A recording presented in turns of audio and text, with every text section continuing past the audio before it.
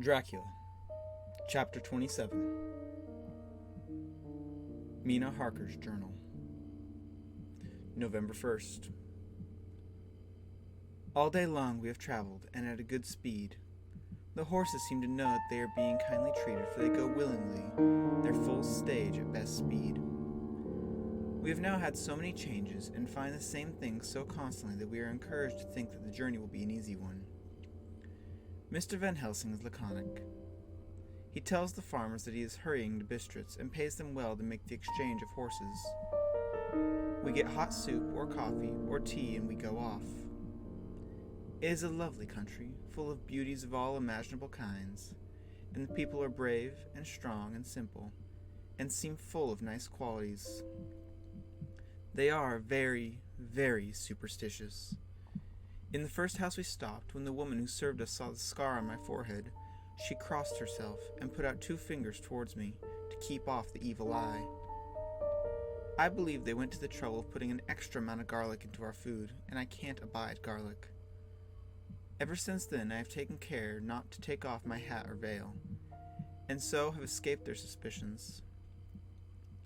We are traveling fast, and we have no driver with us to carry tales. We go ahead of scandal, but I dare say that fear of the evil eye will follow us hard behind us all the way. The professor seems tireless. All day he would not take any rest, though he made me sleep for a long spell. At sunset time he hypnotized me, and he says that I answered as usual, darkness, lapping water, and creaking wood. So our enemy is still on the river. I am afraid to think of Jonathan, but somehow I have no fear for him, and for myself. I write this whilst we wait in a farmhouse for the horses to be got ready. Dr. Van Helsing is sleeping, poor dear. He looks very tired and old and gray, but his mouth is set as firmly as a conqueror's. Even in his sleep he is instinct with resolution. When we have all started, I must make him rest whilst I drive. I shall tell him that we have days before us, and we must not break down when most of all his strength will be needed. All is ready. We are off shortly. November 2nd, morning. I was successful, and we took turns driving all night. Now the day is on us, bright though cold. There is a strange heaviness in the air. I say heaviness for want of a better word. I mean that it oppresses us both. It is very cold, and the only warm furs keep us comfortable. At dawn, Van Helsing hypnotized me. He says I answered, darkness, creaking wood, and roaring water. So the river is changing as they ascend. I do hope that my darling will not run any chance of danger, more than need be, but we are in God's hands. November 2nd, night. All day long driving. The country gets wilder as we go, and the great spurs of the Carpathians, which at Verestes seemed so far from us and so low on the horizon, now seem to gather round us and tower in front. We both seem in good spirits. I think we make an effort each to cheer the other. In doing so, we cheer ourselves. Dr. Van Helsing says that by morning we shall reach the Borgo Pass. The houses are very few here now, and the professor says that the last horse we got will have to go on with us, and we may not be able to change. He got 2 in addition to the 2 we changed, so that we have a rude 4 in hand. The dear horses are patient and good, and they give us no trouble. We're not worried with the other travelers, and so even I can drive. We shall get to the pass in daylight. We do not want to arrive before, so we take it easy and have each a long rest in turn.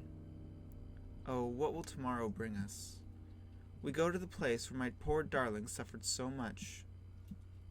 God grant that we may be guided aright, and that he will deign to watch over my husband and those dear to us both, and who are in such deadly peril. As for me, I am not worthy in his sight.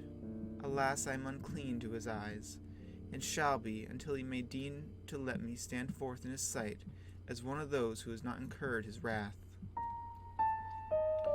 Memorandum by Abraham Van Helsing. November 4th. This is to my old and true friend John Seward, M.D. of Purfleet, London, in case I may not see him. It may explain.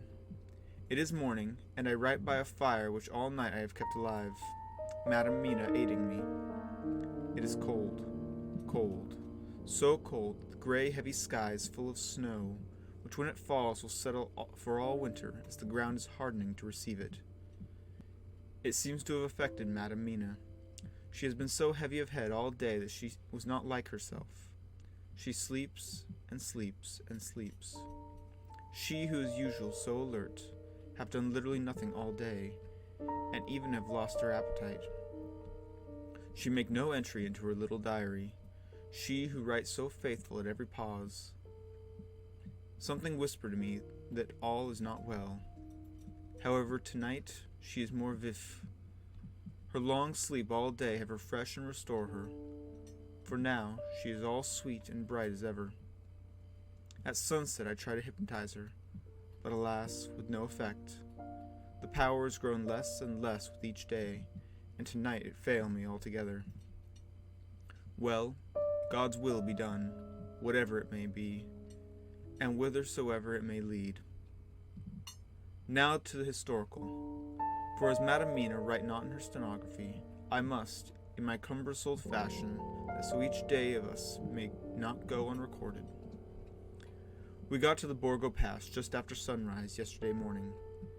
When I saw the signs of dawn, I got ready for the hypnotism.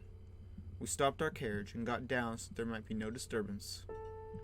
I made a couch with furs, and Madam Mina, lying down, yielded herself as usual, but more slow and more short time than ever, to the hypnotic sleep. As before came the answer. Darkness and a swirling of water. When she woke, bright and radiant, and we go on our way and soon reach the pass.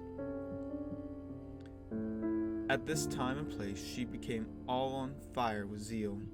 Some new guiding power be in her manifested, for she point to a road and say, This is the way. How do you know it? I ask. Of course I know it, she answered, and with a pause added, Have not my Jonathan traveled it and wrote of his travel? At first I think somewhat strange, but soon as I see that there be only one such by-road, and it used so but little, and very different from the coach road from the Bukovina to Bistritz, which is more wide and hard and more of use. So we came down this road, when we meet other ways. Not always were we sure that they were roads at all, for they be neglect and light snow have fallen. The horses know, and they only. I give rein to them, and they go on so patient. By and by we find all the things which Jonathan have note in the wonderful diary of him. Then we go on for long, long hours and hours. At first I tell Madam Mina to sleep. She try, and she succeed. She sleep all the time, till at the last I feel myself suspicious grow and attempt to wake her. But she sleep on, and I may not wake her though I try. I do not wish to try too hard lest I harm her, for I know that she have suffered much, and sleep at times be all in all to her. I think I drowse myself, for all of a sudden I feel guilt, as though I have done something. I find myself bolt up with the reins in my hands, and the good horses go along, jog, jog, just as ever. I look down and find Madam Mina still asleep. It is now not far off sunset time, and over the snow the light of the sun flow in a big yellow flood, so that we throw a great long shadow on where the mountain rise so steep. For we are going up, and all as though so wild and rocky, as though it were the end of the world. Then I arouse Madam Mina. This time she wake with not much trouble, and then I try to put her to hypnotic sleep, but she sleep not, being as though I were not. Still I try and try, till all at once I find her and myself in dark. So I look round, and find the sun have gone down. Madam Mina laugh, and I turn and look at her. She is now quite awake, and looks so well as I never saw her since that night at Carfax when we first entered the Count's house. I am amazed, and not at ease then, but she is so bright and tender and thoughtful for me that I forget all fear. I light a fire, for we have brought supply of wood with us, and she prepare food while I undo the horses and set them, tethered in shelter, to feed. Then, when I return to the fire, she have my supper ready. I go to help her, but she smile, and tell me that she have eat already, that she was so hungry that she would not wait. I like it not, and I have grave doubts, but I fear to affright her, and so I am silent of it. She tell me, and I eat alone, and then we wrap in fur and lie beside the fire, and I tell her to sleep while I watch. But presently I forget all of watching, and when I suddenly remember that I watch, I find her lying quiet but awake, and looking at me with so bright eyes. Once, twice, more than the same occur, and I get much sleep till before morning. When I wake, I try to hypnotize her, but alas, though she shut her eyes obedient, she may not sleep. The sun rise up and up and up, and then sleep come to her too late, but so heavy that she will not wake. I have to lift her up and place her sleeping in the carriage. When I have harnessed the horses and made all ready, Madam still sleep, and she look in her sleep more healthy and more redder than before, and I like it not, and I am afraid. I am afraid of all things, even to think, but I must go on my way. The stake we play for is life and death, or more than these, and we must not flinch. November 5th, morning.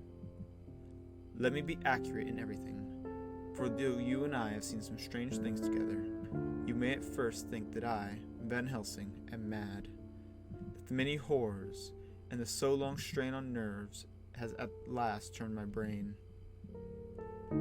All yesterday we travel, getting closer to the mountains and moving into a more and more wild and desert land. There are great frowning precipices and much falling water, and nature seemed to have held something of her carnival.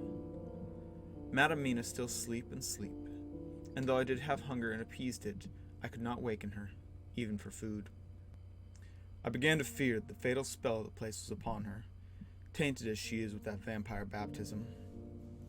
Well, said I to myself, if it be that she sleep all the day, it be also that I do not sleep at night. As we travel on the road rough, for a road of an ancient and imperfect kind there was, I held down my head and slept. Again I waked with a sense of guilt, and of time passed, and found Madam Mina still sleeping, and the sun low down. But all was indeed changed. The frowning mountains seemed further away, and we were near the top of a steep rising hill, on the summit of which was such a castle as Jonathan tell of in his diary. At once I exulted and feared, for now, for good or ill, the end was near. I woke Madam Mina, and tried to hypnotize her again, but alas, unavailing till too late. Then, ere the great dark came upon us, for even after down sun the heavens reflected the gone sun on the snow, and all was for a time in a great twilight.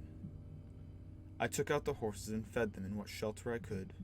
Then I make a fire, and near it I make Madam Mina, now awake and more charming than ever, sit comfortable amid her rugs. I got ready food, but she would not eat, simply saying that she had not hunger. I did not press her, knowing her unavailingness, but I myself eat, for I must needs now be strong for all. Then, with the fear on me of what it might be, I drew a ring so big for her comfort round where Mina sat, and over the ring I passed some of the wafer, and broke it so fine that all was well guarded. She sat still all the time, so still as one dead, and she grew whiter and ever whiter till the snow was not more pale.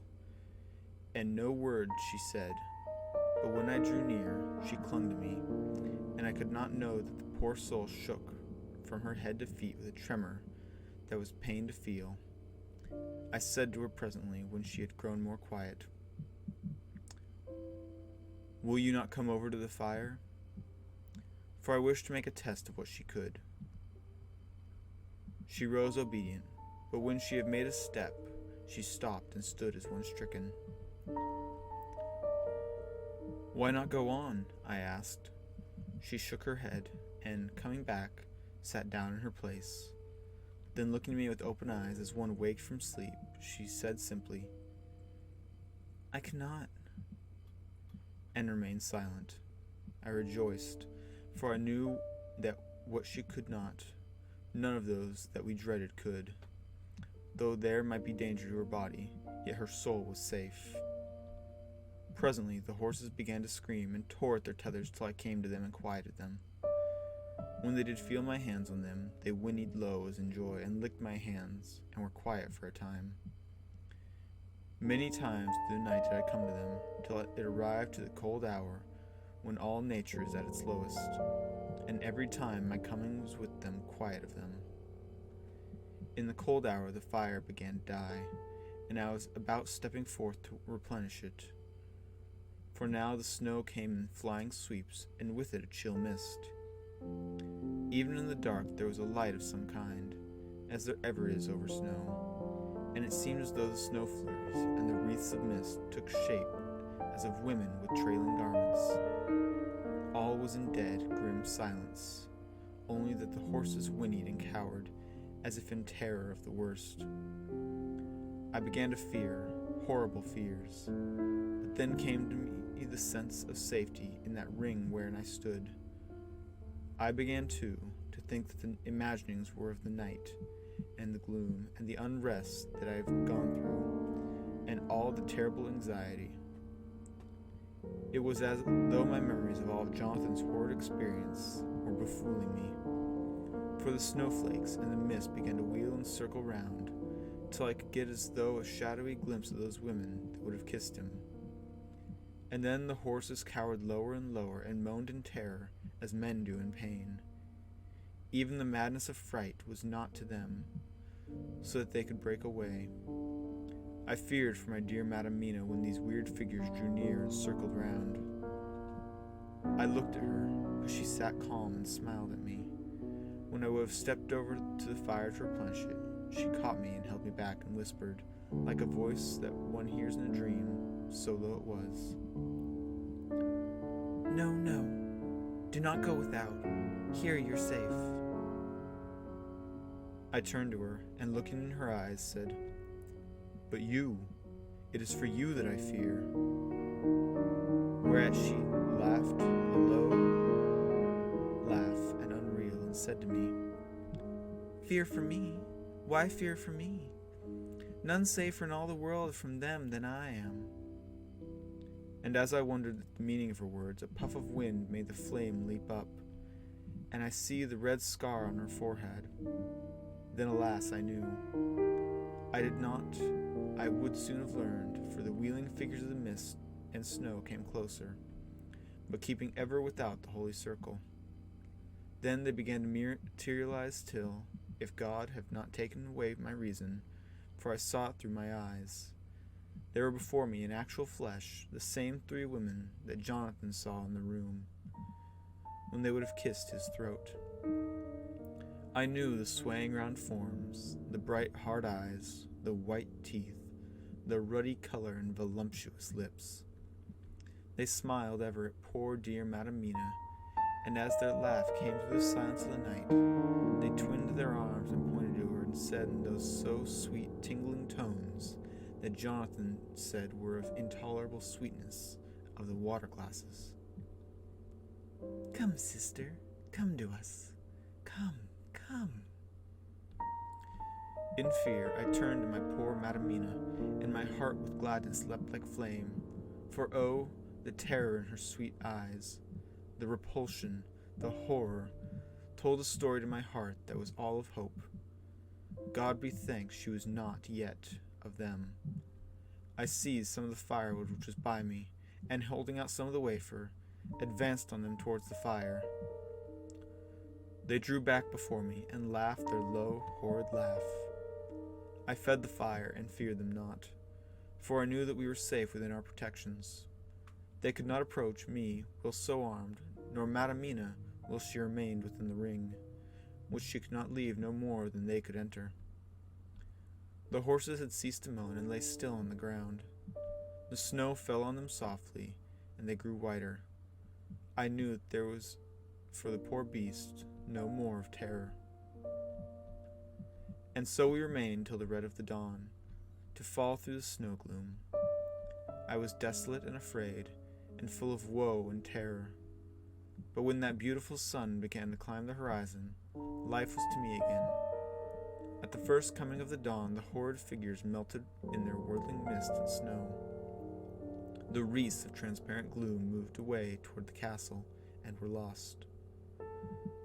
Instinctively, with the dawn coming, I turned to Madame Mina, intending to hypnotize her, but she lay in a deep and sudden sleep, from which I could not wake her.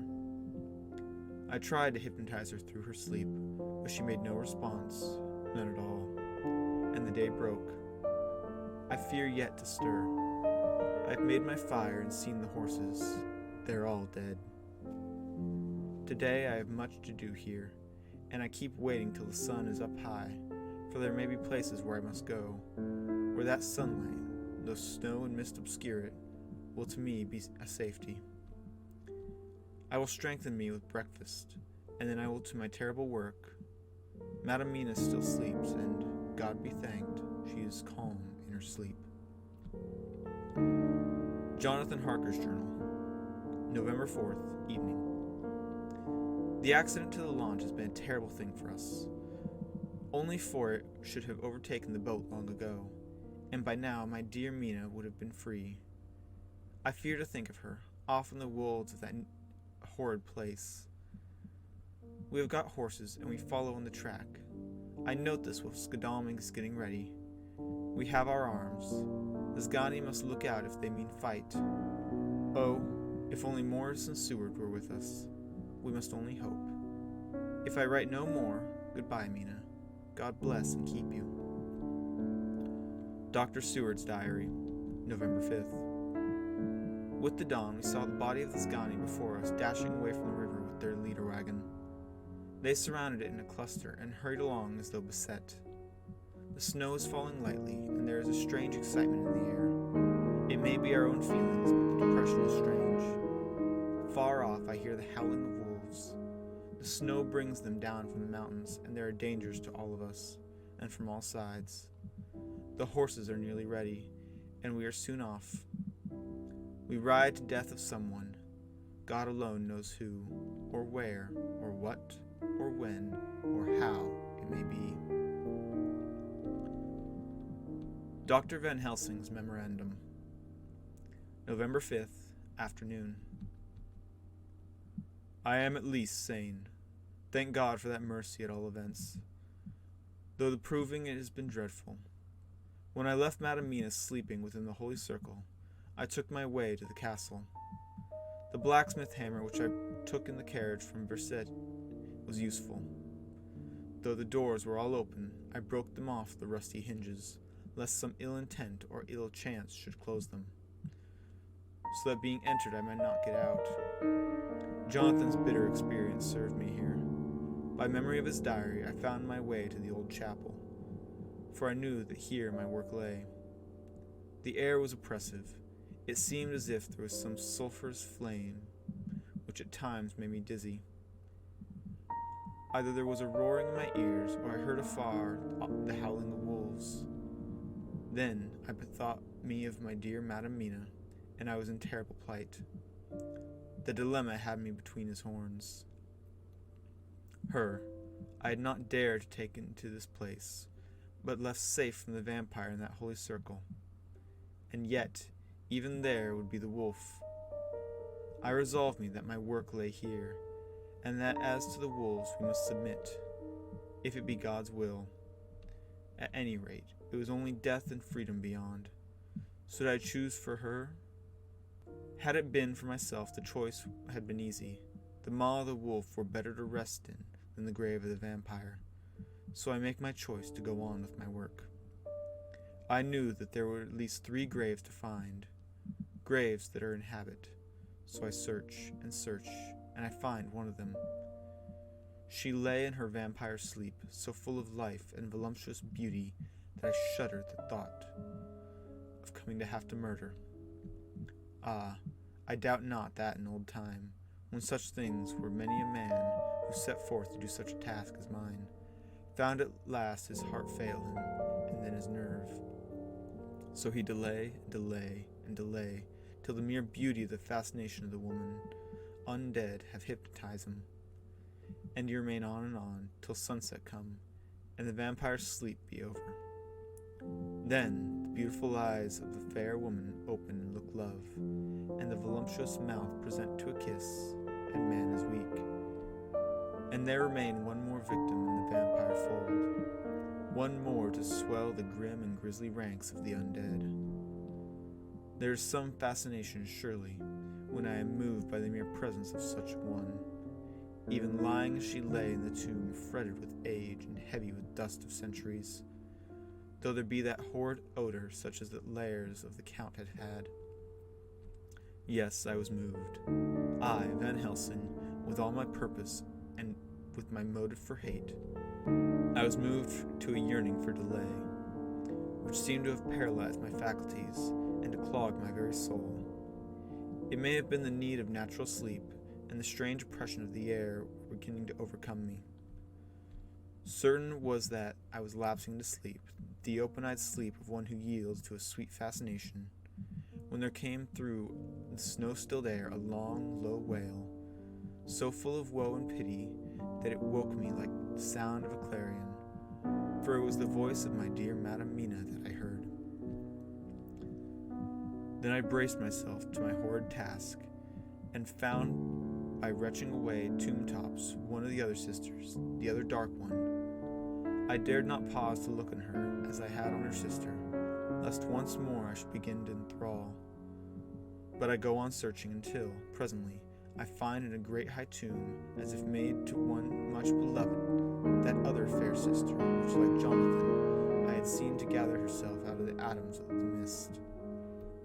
She was so fair to look on, so radiantly beautiful, so exquisitely voluptuous, that the very instinct of man in me, which calls some of my sex to love and to protect one of hers, made my head whirl with new emotion. But God be thanked, that soul wail of my dear Madam Mina had not died out of my ears, and before the spell could be wrought further upon me, I had nerved myself to my wild work.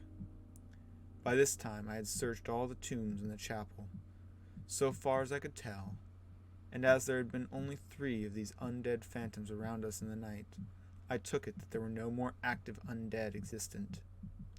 There was one great tomb, more lordly than all the rest. Huge it was, and nobly proportioned. On it was but one word: Dracula. This then was the undead home of the king vampire, to whom so many more were due. Its emptiness spoke eloquent to make certain that I knew, before I began to restore these women to their dead selves through my awful work, I laid in Dracula's tomb some of the wafer, and so banished him from it, undead, forever.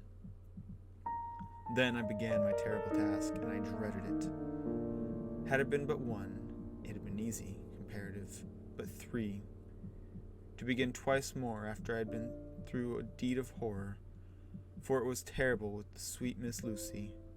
What would it not be with these strange ones, who had survived through centuries, and who had been strengthened by the passing of the years, who would, if they could, have fought for their foul lives?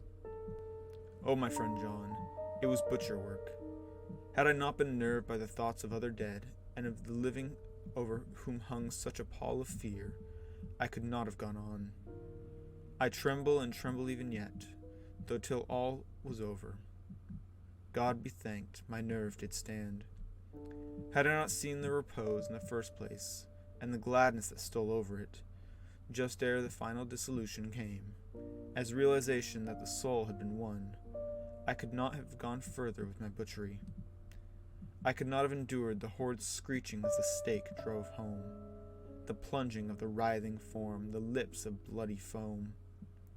I should have fled in terror and left my work undone, but it is over, and the poor souls, I can pity them now and weep, as I think of them placid each in her sleep of death for a short moment ere fading. For, friend John, hardly had my knife severed the head of each before the whole body began to melt away, and crumble into its native dust, as though the death that should have come centuries agone had at last asserted himself, and said at once and loud, "I am here." Before I left the castle, I so fixed its entrance that nevermore can the Count enter there undead. When I stepped into the circle where Madam Mina slept, she woke from her sleep, and seeing me cried out in pain that I had endured too much. "Come," she said, "come away from this awful place. Let us go to meet my husband, who is, I know, coming towards us." She was looking thin and pale and weak, and her eyes were pure and glowed with fervor. I was glad to see her paleness and her illness, for my mind was full of fresh horror of that ruddy vampire sleep. And so, with trust and hope, and yet full of fear, we go eastward to meet our friends, and him, whom Madam Mina tell me that she know are coming to meet us. Mina Harker's Journal, November 6th. It was late in the afternoon when the professor and I took our way towards the east whence I knew Jonathan was coming. We did not go fast, though the way was steeply downhill, for we had to take heavy rugs and wraps with us. We dared not face the possibility of being left without warmth in the cold and the snow. We had to take some of our provisions too, for we were in a perfect desolation, and, so far as we could see through the snowfall, there was not even the sign of habitation. When we had gone about a mile, I was tired with the heavy walking and sat down to rest. Then we looked back and saw where the clear line of Dracula's castle cut the sky, for we were so deep under the hill whereon it was set that the angle of perspective of the Carpathian Mountains was far below it. We saw it in all its grandeur, perched atop 1,000 feet on the summit of a sheer precipice, and with seemingly a great gap between it and the steep of the adjacent mountain on any side. There was something wild and uncanny about the place. We could hear the distant howling of the wolves. They were far off, but the sound, even though coming muffled through the deafening snowfall, was full of terror. I knew from the way Dr. Van Helsing was searching about that he was trying to seek some strategic point, where we could be less exposed in case of attack. The rough roadway still led downwards. We could trace it through the drifted snow. In a while, the professor signaled me, so I got up and joined him. We had found a wonderful spot, a sort of natural hollow in the rock, with an entrance like a doorway between two boulders. He took me by the hand and drew me in. "See," he said, "here you will be in shelter, and if the wolves do come, I can meet them one by one." He brought in our furs and made a snug nest for me, and got out some provisions and forced them upon me. But I could not eat.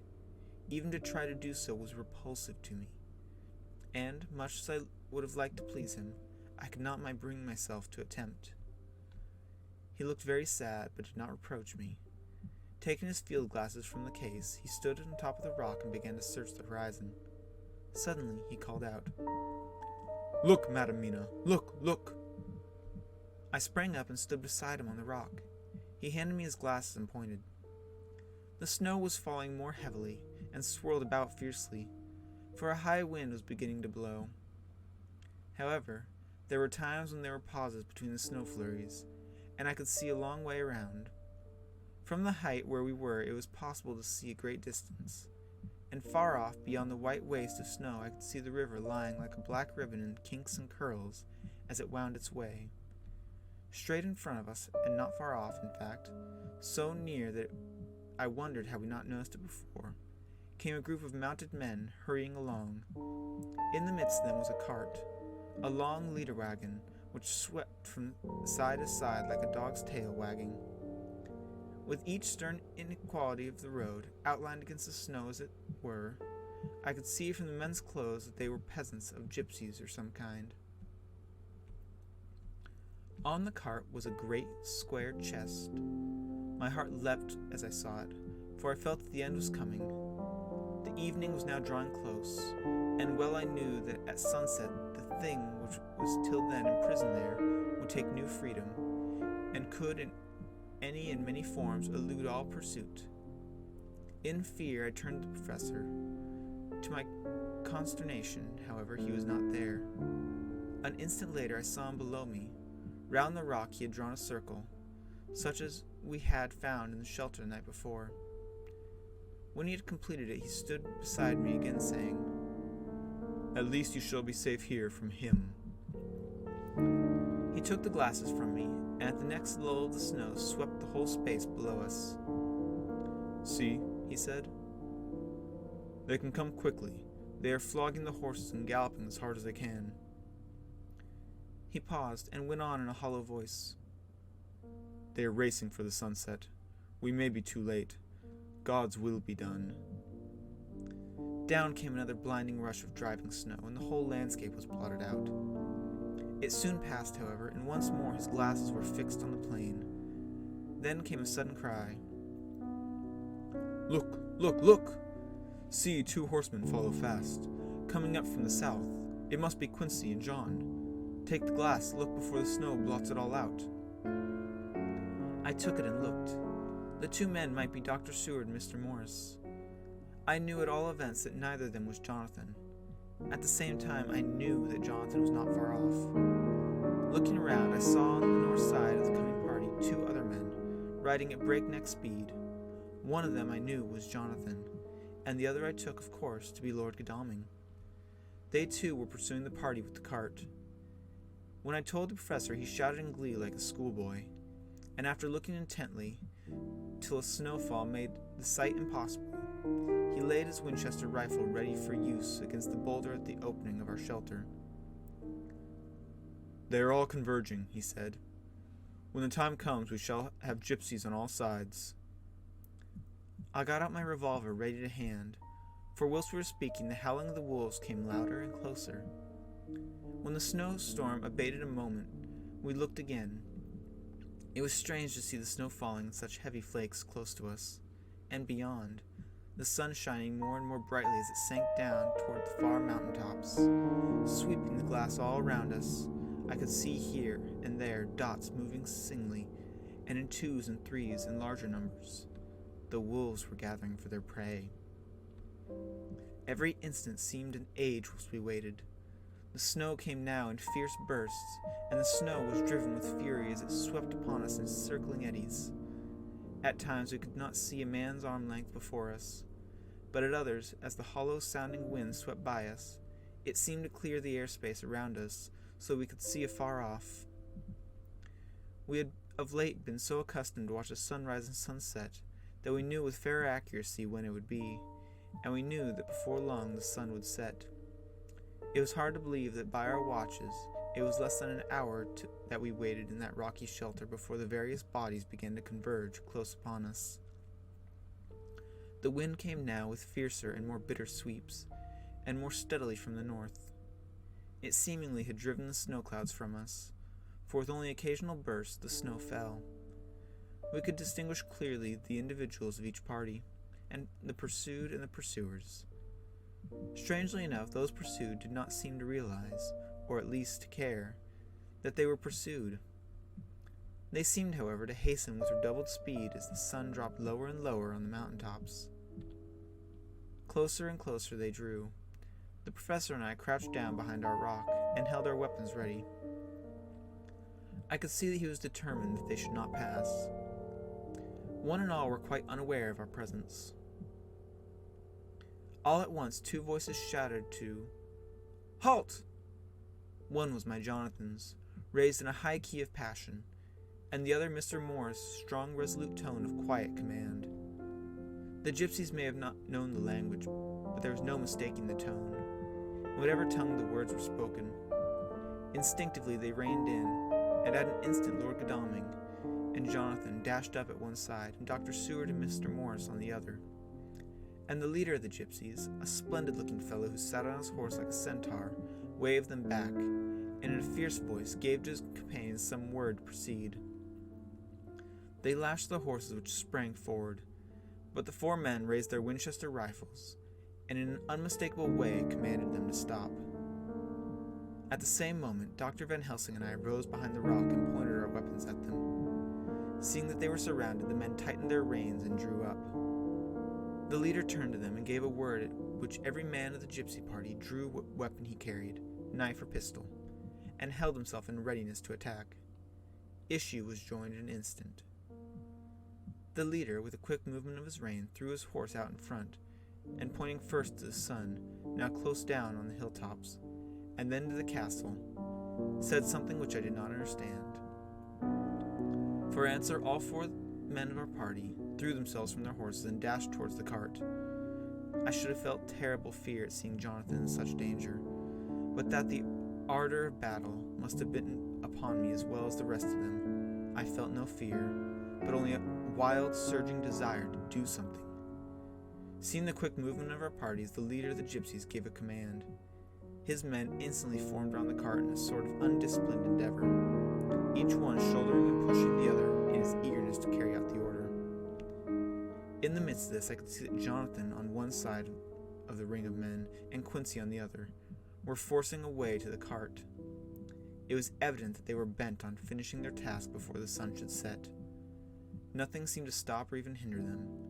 Neither the leveled weapons nor the flashing knives of the gypsies in front, nor the howling of the wolves behind appeared to even attract their attention. Jonathan's impetuosity and the manifest singleness of his purpose seemed to overawe those in front of him. Instinctively they cowered aside and let him pass. In an instant he had jumped upon the cart, and, with a strength which seemed incredible, raised the great box and flung it over the wheel to the ground. In the meantime, Mr. Morris, who had to use force to pass through his side of the ring of Sgani, all the time had been breathlessly watching Jonathan. I had, with the tail of my eye, seen him pressing desperately forward, and had seen the knives of the gypsies flash as he won a way through them, and they cut at him. He had parried with a great bowie knife, and at first I thought he too had come through in safety, but as he sprang beside Jonathan, who by now had jumped from the cart, I could see that his left hand he was clutching at his side, and that the blood was spurting through his fingers. He did not delay, notwithstanding this, for as Jonathan, with desperate energy, attacked one end of the chest, attempting to prise off the lid of the great kukri knife, he attacked the other frantically with his bowie. Under the efforts of both men, the lid began to yield. The nails drew with a quick screeching sound, and the top of the box was thrown back. By this time, the gypsies, seeing themselves covered by the Winchesters, at the mercy of Lord Godalming and Dr. Seward, had given in and made no resistance. The sun was almost down on the mountain tops, and the shadows of the whole group fell long upon the snow. I saw the Count lying within the box upon the earth, some of which, with the rood falling from the cart, had scattered over him. He was deathly pale, just like a waxen image, and the red eyes glared with the horrible vindictive look which I knew too well. But I looked, the eyes saw the sinking sun, and the look of hate in them grew to triumph. But on the instant came the sweep and flash of Jonathan's great knife. I shrieked as I saw it shear through the throat, whilst at the same moment Mr. Morris's bowie knife plunged into the heart. It was like a miracle, but before our eyes, and almost in the drawing of a breath, the whole body crumbled into dust and passed from our sight.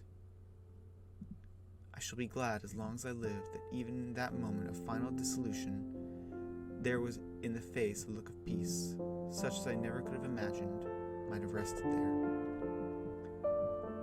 The castle of Dracula now stood out against the red sky, and every stone of its broken battlements was articulated against the light of the setting sun.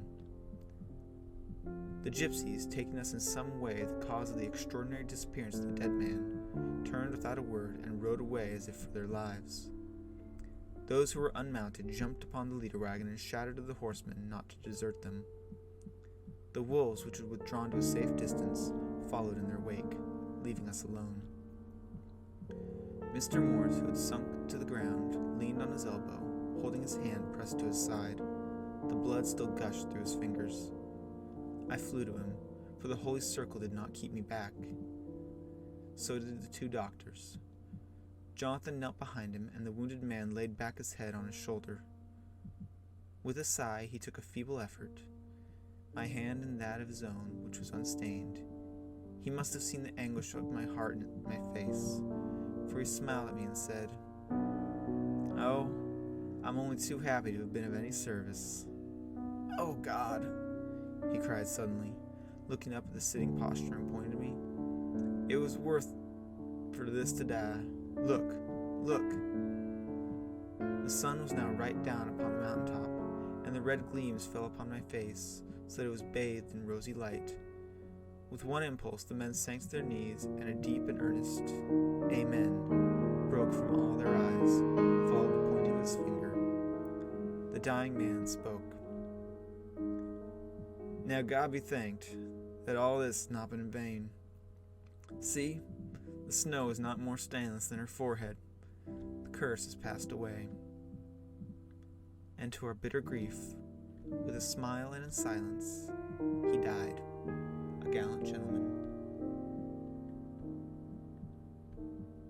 Note: 7 years ago we all went through the flames, and the happiness of some of us since then is, we think, well worth the pain we endured. It is an added joy to Mina and to me that our boy's birthday is the same day as that on which Quincy Morris died.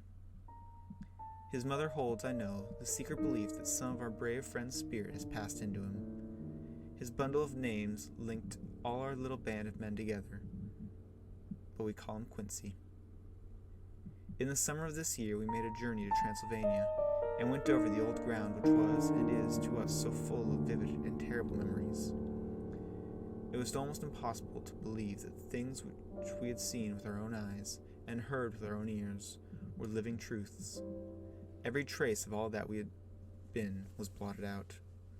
The castle stood as before, reared high above the waste of desolation.